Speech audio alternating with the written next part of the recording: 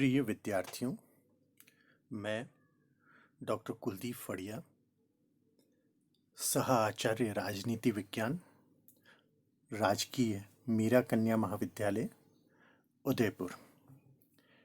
आज हम MA final के पेपर 9th बी के अंतर्गत मनु का अध्ययन करेंगे और मनु के अध्याय के अंतर्गत हम देखेंगे कि मनु के द्वारा दिए गए राजनीतिक एवं सामाजिक विचार क्या हैं।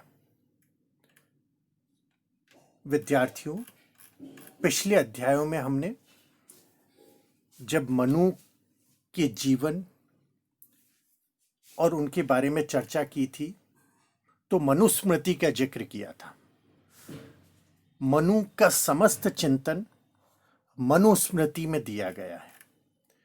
मनुस्मृति एक ऐसा ग्रंथ रहा है जिसके रचना काल के बारे में विचारकों में मतभेद है और इसकी समस्त रचना जितनी हमारे समक्ष उपलब्ध है उसमें 12 अध्याय और 2694 श्लोक हैं, जिनमें राजनीतिक जीवन, सामाजिक जीवन, आर्थिक जीवन, संसार की उत्पत्ति, व्यक्ति का पुरुषार्थ, व्यक्ति का व्यवहार, न्यायालय इत्यादि समस्त विषयों पर चर्चा की गई। परंतु आज हम जिस विषय पर चर्चा कर रहे हैं इस अध्याय के अंतर्गत, वह है उनके मौलिक रूप से दिए गए राजनीतिक एवं सामाजिक विचार। यहाँ हम सबसे पहले चर्चा करेंगे मनु के द्वारा दिए गए प्रमुख राजनीतिक विचारों की। सबसे पहले मनु के द्वारा अपने राजनीतिक विचारों में राज्य की उत्पत्ति के सिद्धांत का उल्लेख किया गया है। उन्होंने राज्य की उत्पत्ति के देवीय सिद्धांत का समर्थन किया है और उनके मतानुसार राज्य की उत्पत्ति समाज में सुशासन और व्यवस्था रखने के लिए हुई है। मनुस्मृति के 7वें अध्याय में राजधर्म का प्रतिपादन करते हुए मनु ने लिखा है कि आदि काल में राजा के न होने से चारों ओर अराजक और अशांत स्थिति थी। बलवान के डर से प्रजा इधर उधर भागकर जीवन यापन करती थी। इस बराबर की स्थिति में न होकर मनुष्य असमान स्थिति में जीवन यापन करता था। यह अराजक स्थिति सबके लिए शोचनीय थी। इस व्यवस्था से मनुष्य को उबारने के लिए राज्य की संरचना ईश्वर के द्वारा की गई। मनु कहते हैं, जिस समय कोई राजा नहीं था उस समय चारों ओर भय और आतंक का साम्राज्य था। शक्तिशाली निर्बल लोगों के अधिकारों को हड़प लेते थे, कमजोर भयभीत थे, उनका कोई रक्षक नहीं था, समाज में कोई ऐसी व्यवस्था और नियम नहीं थी। इस अराजक व्यवस्था का अंत करने के लिए और संसार की रक्षा के लिए भगवान ने राजा की रचना की। राज्य की उत्पत्ति का उपर्युक्त प्रयोजन बताने के पश्चात मनु ने ईश्वर के द्वारा राजा की उत्पत्ति के प्रकार और पद्धति का विस्तृत उल्लेख किया है। कहा गया है कि भगवान ने इंद्र, वायु, यम, सूर्य, अग्नि, वरुण, चंद्र और कुबेर नामक 8 देवताओं के शाश्वत और सारभूत गुणों को मिलाकर राजा का सृजन किया। इन देवताओं के विशिष्ट तत्वों से निर्माण का अभिप्राय यह है कि उनमें शासन करने के लिए विशिष्ट देवताओं के गुण होने चाहिए। इसीलिए मनु ने राजा के पद को सबसे अधिक पवित्र माना है। मनु ने जब साप्तांग सिद्धांत का उल्लेख किया है उसमें भी राजा को सबसे प्रमुख अंग के रूप में उन्होंने उसके शीर्ष पर सुशोभित किया है।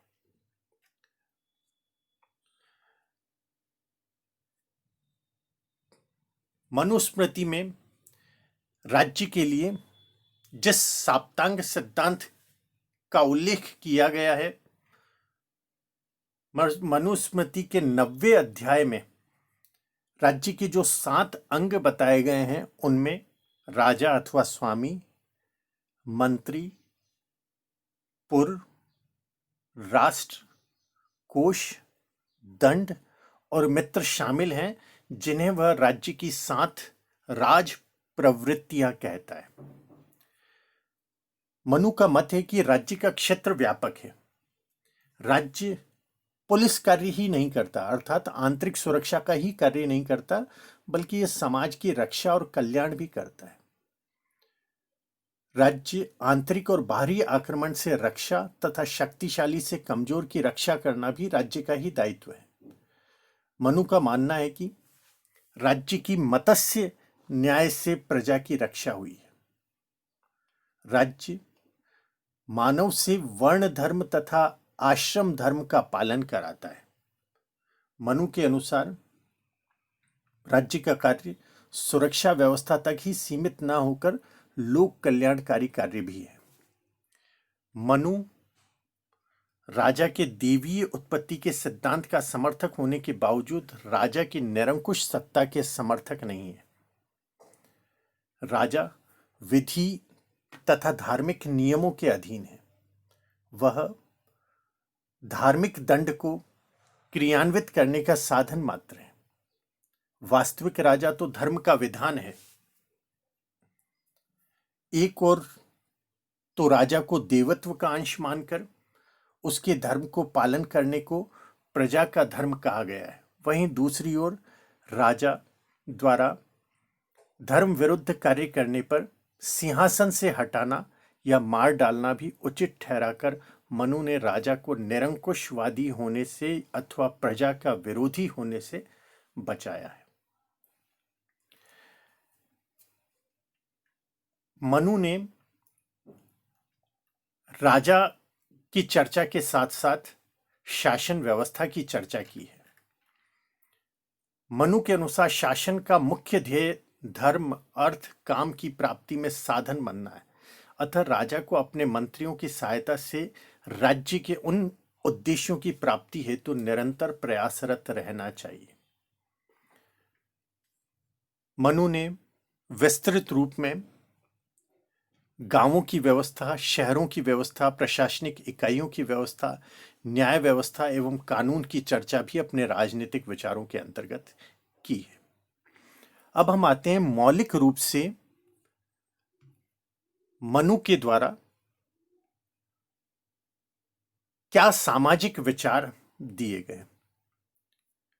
कहा जाता है कि मनुस्मृति के राजनीतिक विचारों की तुलना में सामाजिक विचारों को अधिक प्रसिद्धि प्राप्त हुई है।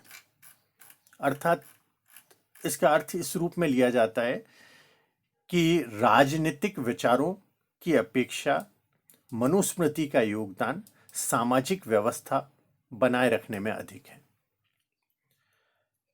इसमें सामाजिक संगठनों के सिद्धांत, विभिन्न वर्णों के कर्तव्यों तथा सामाजिक व्यवस्था के संबंध में राज्य के दायित्वों आदि की सविस्तार से विवेचना की गई है। मनु के अनुसार जो व्यक्ति वर्ण, धर्म, आश्रम व्यवस्था के अनुसार जीवन व्यतीत करेगा, वही जीवन में धर्म, अर्थ, काम और मोक्ष को प्राप्त कर सकता है। मनुस्मृति में धर्म और कर्म के आधार पर समाज को 4 वर्गों में अर्थात 4 वर्णों में बांटा गया है और इन 4 वर्गों को वर्ण का नाम दिया गया है, जो इस प्रकार हैं। पहला वर्ण बताया गया है ब्राह्मण, दूसरा क्षत्रिय, तीसरा वैश्य और चौथा शूद्र। इन चारों की उत्पत्ति ब्रह्मा के द्वारा किए जाने की बात मनुस्मृति में कही गई। मनुस्मृति के अनुसार मानव जीवन को 4 आश्रमों में बांटा गया है, जिसके अनुसार मानव का जीवन व्यवस्थित रूप से समाज के अंतर्गत, सामाजिक व्यवस्था के अंतर्गत जिया जाना चाहिए। और ये 4 आश्रम हैं। ब्रह्मचर्य आश्रम,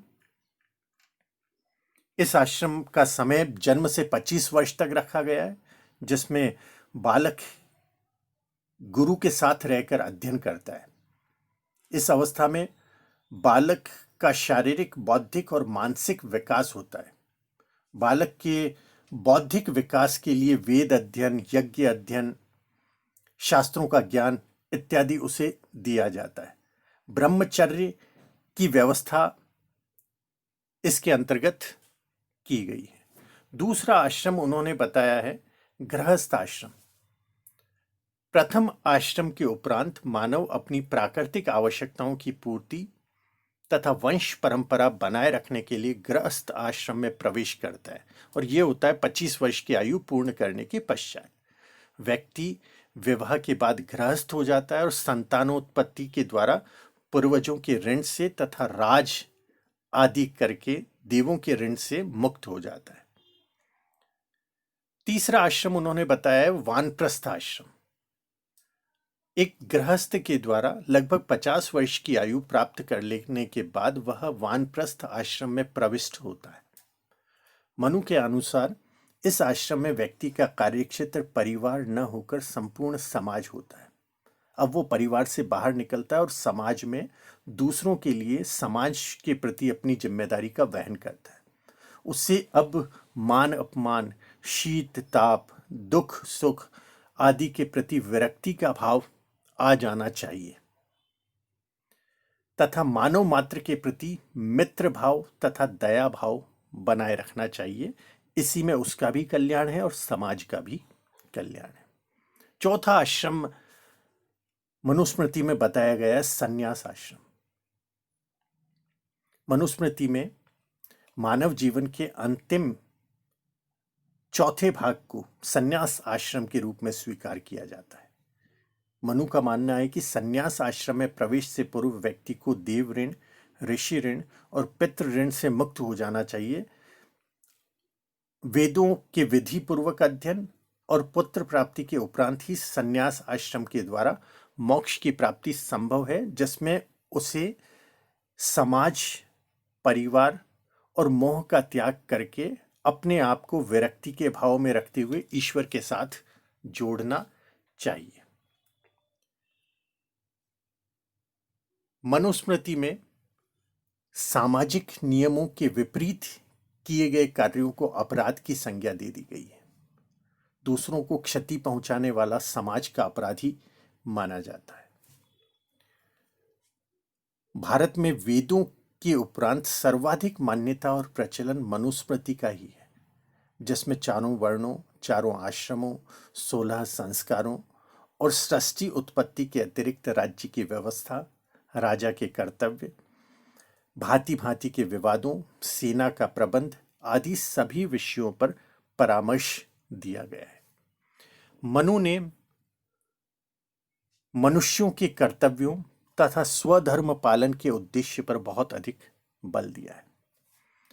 मनु का चिंतन स्वप्न लौकिक आदर्शवाद न होकर व्यापक मानवीय धर्म पर आधारित व्यवहारिक नैतिकवादी चिंतन है। सामाजिक व्यवस्था को बनाए रखना राज्य का कर्तव्य है। जब भी यह व्यवस्था खंडित होगी, समाज में बिखराव अथवा टकराव आएगा।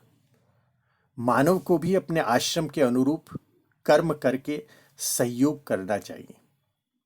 इस प्रकार आश्रम व्यवस्था व्यक्ति की आयु के अनुसार उसके कार्यों एवं दायित्वों का विभाजन करके धर्म, अर्थ, काम और अंत में सर्वोच्च लक्ष्य मोक्ष का मार्ग प्रशस्त कर देती है। मनु ने स्त्री स्वतंत्रता का विरोध किया है, परंतु स्त्री का पुत्री, पत्नी, माता के रूप में उचित सम्मान करने की बात कही है। मनुस्मृति में मनु का यह कथन प्रसिद्ध है कि जहां नारियों की पूजा की जाती है, वहां देवता वास करते हैं। मनु ने स्त्री की स्वतंत्रता पर नियंत्रण नहीं लगाया, अपितु पुरुषों के दायित्व का भी निर्धारण किया है।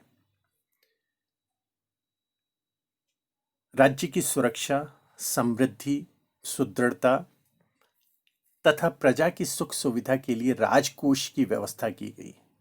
यह कोष प्रजा पर कर लगाकर ही किया जा सकता है। राजा को स्वार्थपूर्ण उद्देश्यों तथा मनमाने ढंग से कर संग्रहण कदापि नहीं करना चाहिए। मनु ने दंड की महत्ता को प्रतिपादित करते हुए कहा है कि दंड ही समस्त प्रजा पर शासन करता है। जब प्रजा सोती है तो दंड जागता है, अर्थात राज्य की शक्ति। चोर दंड के भय से ही चोरी नहीं करते। दंड धर्म है और राजा का कर्तव्य होता है दंड का प्रयोग स्वहित में न करके जनहित में उसका प्रयोग किया जाना चाहिए। बहुत बहुत धन्यवाद।